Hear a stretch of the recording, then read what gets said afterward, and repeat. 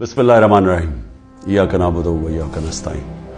मेरे पाकिस्तानियों, कल मैं FIA की इन्वेस्टिगेशन साइफर के ऊपर जो हो रही है उसमें मैं कल शिरकत कर रहा हूं और मैं सारा वक्त जिस तरह मैंने आपको कहा तैयार होता हूं जेल जाने की, क्योंकि जो मिनिस्टर इंटीरियर का राना सनाउल्लाह है जिसके नीचे FIA है, वो तो पहले ही कह बैठा है कि इमरान खान को जेल में डालेंगे हम ये साइफर के ऊपर। तो मुझे नहीं पता, क्योंकि इस वक्त कोई कानून तो है नहीं, जंगल का कानून है, जिसे मर्जी चाहो जेल में डाल दो। बेचारे कितने लोग हमारे औरतें जेलों में पड़े हुए हैं, कोई पूछने वाला नहीं है उनके। वो जाते हैं अदालतों में, वो फिर वापस आ जाते हैं कि वो केस नहीं सुनते। फिर प्रेशर इतना ज़्यादा है कि वो एक केस से अगर जज उनको बेल भी देता है वो फिर पकड़ लेते हैं। लेकिन औरतों को, यानी उनके बच्चे हैं, उनको जेलों में रखा हुआ है और यानी पुरअमन एहतजाज करने पे जेलों में रखा हुआ है। तो इसलिए कानून तो है ही नहीं, तो कभी भी कुछ हो सकता है। इसलिए मैं पहले आपको आगाह कर दूं, क्योंकि मीडिया सारा कंट्रोल्ड है। आपको पता है पूरी तरह इन्होंने सारी टीवी चैनल्स को PTV बना दिया और PTV में बिल्कुल वो जो ये प्रोपेगेंडा चाहते हैं वो आता है। और मैं फिर आज याद कराना चाहता हूं कि कौम उन सारे सहाफियों की तरफ देख रही है, मीडिया हाउसेस की तरफ देख रही है, जिन्होंने हमारे दौर में तो पूरी जिहाद की थी आजादी सहाफत। और इतनी सी बात होती थी, गालियां भी हमें पड़ रही होती थी और हमें कह रहे थे कि हम मीडिया के ऊपर कोई बड़ी सख्ती कर रहे हैं। तो जरा मुआवजा करें, थोड़े देर कौम तो कर ही रही है कि आपकी ये वक्त तो गुजर जाएगा, लेकिन कौम ये याद रखेगी कि कौन से लोग खड़े हुए थे। वो इमरान रियाज को याद रखेगी ये सारी कौम, कि वो कम से कम अपने मौके पे खड़ा रहा। इस मुल्क के अंदर जो सहाफ़ी होते हैं, जो एक जिहाद करते हैं हक और सच के लिए, जिस तरह अरशद शरीफ थे, कौम इनको हमेशा याद रखेगी। अरशद शरीफ शहीद को, वो जो 4 जर्नलिस्ट मुल्क से बाहर चले गए लेकिन उन्होंने कॉम्प्रोमाइज नहीं किया, उन्होंने किसी प्रेशर में आके राय हक से नहीं उतरे। वो जिनको यहाँ मारे पड़वाई गई, जलील किया गया, और वो जो जिनके बड़े नाम हैं और पुराने सहाफत में नाम है, हम तो कौम उनको भी देख रही है और उनको सलाम कर रही है, और उनको भी देख रही है जिनके ज़मीर मर चुके हैं। तो मैं FIA का जरा आपको समझा दूं कि ये केस है क्या। ना तो अभी तक मुझे कोई क्वेश्चनर मिला है कि ये मेरे से क्या पूछना चाहते हैं, तो मेरी कोई तैयारी नहीं है। लिखा ये हुआ कि जी अपने साथ डॉक्यूमेंट्स लेके आए। मुझे यही नहीं पता कि आपने पूछना क्या, तो डॉक्यूमेंट्स में क्या लेके आऊं। और फिर से मैं ये कह दूं कि आपके इंटीरियर मिनिस्टर तो फैसला कर बैठा है, वो तो जज, जूरी, एक्सिक्यूशनर है कि जेल में डाल रहे इसको। तो आपके लिए इशू है क्या? साइफर, फिर से मैं आपको याद करा दूं, साइफर होता क्या है? एक खुफिया जो कम्युनिकेशन होती है, खुफिया जो पैगाम भेजा जाता है, पाकिस्तान के एम्बेसडर्स जो फॉरेन ऑफिस को पैगाम भेजते हैं, वो एक खुफिया कोड के मुताबिक भेजते हैं, उसको साइफर कहते हैं। तो वो जो साइफर होता है, ये बड़ा जरूरी है आपने समझना, वो वाकई उसको सीक्रेट रखना, उसको खुफिया रखना बहुत जरूरी है। क्योंकि एक दफा वो कोड दुनिया को पता चल जाए तो सारे जितने भी आपके एम्बेसडर्स खुफिया मैसेजेस भेज रहे होते हैं फॉरेन ऑफिस बाहर की दुनिया से, वो सारे पब्लिक हो जाएंगे, जिस तरह विकी लीक्स के अंदर पब्लिक हो गए थे।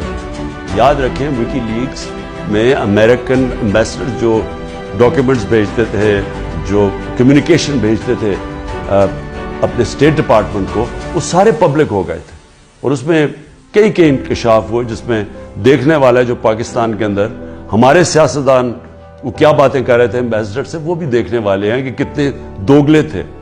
और उन्होंने, मैं ये अल्लाह का शुक्र है, मैं ये कहता हूं, उन्होंने कहा कि एक आदमी है जो हमारे से बात करता है, वो पब्लिक से करता है। बाकी उन्होंने कहा बाकी जितने पॉलिटिशियन हैं वो हमें कुछ कहते हैं, पब्लिक में जाके कुछ कहते हैं। बहरहाल, तो वो साइफर को सीक्रेट रखना बड़ा अहम है। तो क्या इमरान खान ने वो जो साइफर जो कोड थी उसको पब्लिक किया? اب یہ آپ سمجھ جائیں کہ جو سائفر آتا ہے فورن آفس کے اندر وہ کبھی کسی کے پاس نہیں جاتا, وہ صرف فورن آفس میں رہتا ہے, وہ چوری نہیں ہو سکتا, وہ فورن آفس میں پڑا ہوتا ہے. جو ہمارے پاس آتا ہے اور جس میں prime minister, president, army chief, ISI کا چیف اور پھر ایک جاتا ہے اس کا جو جاتا ہے کیبنٹ سیکرٹری کے پاس, یہ یاد رکھیں کہ یہ وہ سائفر نہیں جاتا. یہ سائفر کا جو مفہوم ہوتا ہے وہ اپنے لفظوں میں لکھ کے ہمارے پاس پہنچتا ہے. تو سائفر فورن آفس میں رہتا ہے, وہ کبھی وہ نہ چوری ہوا ہے, نہ وہ اور کوئی دیکھ سکتا ہے, نہ پرائم منسٹر, ہم کوئی نہیں دیکھ سکتے, کیونکہ یہ سائبر سیکیورٹی کا قانون ہے جو کہ کیبنٹ ڈویژن بتاتی ہے ان کو, فورن آفس کو. تو پہلے تو یہ سائٹ پہ کر دیں کہ سائفر کا جو کوڈ تھا وہ کبھی بھی پبلک نہیں ہوا, کسی نے نہیں وہ دیکھا بشمول پرائم منسٹر کے, ہم نے کسی نے نہیں وہ دیکھا. ہمارے پاس وہ آیا کہ وہ سائفر کے اندر ایمبیسڈر اسد مجید اور ڈونلڈ لو نے کیا بات چیت کی, وہ ہمارے پاس آیا. اب سب کے لیے وہ میں نے بڑے احتیاط سے اس کو جب میرے سامنے آیا تو بڑے ہم نے احتیاط کی. کیا کیا ہم نے؟ سب سے پہلے اس کو فیصلہ کیا آپس میں کہ ہم یہ پبلک نہیں, ابھی اس کے اوپر بات نہیں کریں گے, کیونکہ OIC کی کانفرنس تھی پاکستان میں 22 اور 23 مارچ کو, تو سائفر آ چکا تھا 6 مارچ کا. ہم نے اس کانفرنس کی وجہ سے ہم چپ کر کے بیٹھے کیونکہ باہر سے منسٹر آ رہے ہیں اور شور میں جاتا ہے اس کا, تو ہم نے کہا ملک کو نقصان پہنچے گا. حالانکہ جو سائفر کے اندر چیزیں ہیں وہ میں آپ کو بتاؤں, اس سے بڑا نقصان ملک کو کیا پہنچنا تھا کہ پوری سازش ہوئی گورنمنٹ گرانے کی, رجیم چینج.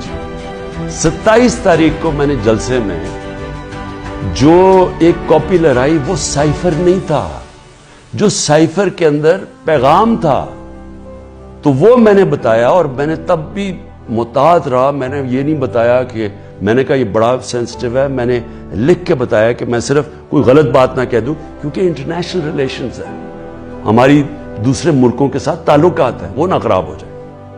اس کے بعد میں نے کیبنٹ میں رکھا, کیبنٹ کے سارے ممبرز کو بتایا گیا کہ یہ سائفر آیا ہے, اور یہ سمجھ لیں کہ یہ کتنی بڑی اس ملک سے, میں سمجھتا ہوں کہ یہ کتنی بڑی ملک کی توہین ہوئی کہ ایک باہر کا ایک آفیشل وہ پاکستان کے ایمبیسڈر کو کہہ رہا ہے کہ اپنے پرائم منسٹر کو اگر تم نے نہ ہٹایا, ووٹ آف نو کانفیڈنس, جو پھر سے میں یاد کرا دوں کہ ابھی آئی نہیں تھی, تو پاکستان کے لیے مشکلات ہوں گی, اور اگر اس کو ہٹا دیا تو سب کچھ معاف ہو جائے گا. یہ تھا سائفر. اور جو ایمبیسڈر تھے, پھر سے میں آپ کو بتا دوں, اسد مجید, انہوں نے لکھا اس میں کہ میرے خیال میں تمہیں اس کے امریکہ کے خلاف ان کو پروٹیسٹ کرنا چاہیے, ڈیمارش کرنا چاہیے کہ یہ کبھی اس طرح کی زبان استعمال نہیں ہوتی, ایسی دھمکی نہیں دی جاتی. میں پہلے کیبنٹ میں رکھتا ہوں, پھر 28 مارچ کو نیشنل سیکیورٹی کاؤنسل میں رکھتا ہوں, اور وہ نیشنل سیکیورٹی کاؤنسل میں سارے سروس چیف ہوتے ہیں.